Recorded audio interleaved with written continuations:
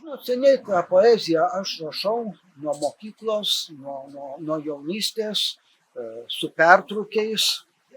Na, kažkaip sunku apie save kalbėti ir sakyti, kiek ir prisiminti, kiek rašau. Tiesiog ta poezija arba jinai atsiranda, arba neatsiranda. Aišku, kad jie atsirastų, ją reikia užrašyti.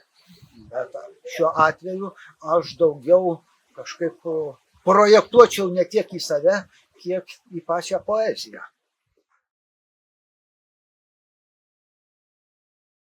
Na, labai sudėtingi klausimai. Aš kaip dabartinis kultūros ministras turiu po pusę minutės pagalvoti.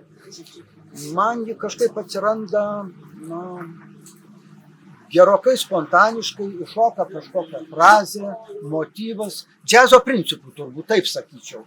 Aš niekada neparašyčiau to paties ir taip pat kitą kartą. Arba jeigu iššoka kažkas iš atminties, iš vaizduotės, arba užrašau, arba neužrašau. Ten jau dingsta, pasilieka ir sugrąžinti labai sunku būna. Poetas tikriausiai, turėtų liudyti savimi, savo poeziją.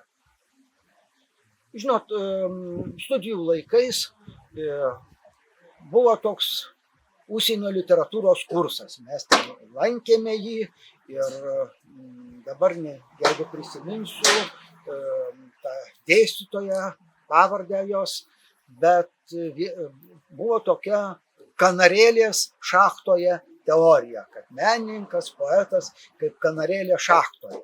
Jinai galbūt nieko per daug nenuveikia, bet kai prisirenka nuodingų dujų, tai pradeda pirmoji dusti.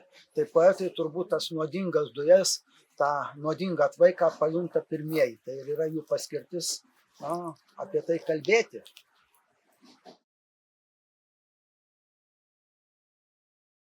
Turbūt negalima suvesti į vieną kažkokią funkciją.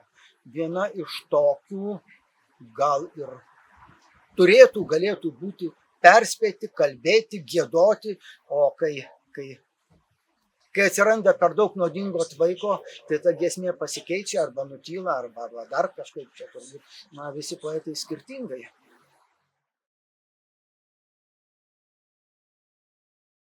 Juokingų nutikimų turbūt yra buvę, bet knygos tikrai nesu pavogęs, nei vienos iš bibliotekos.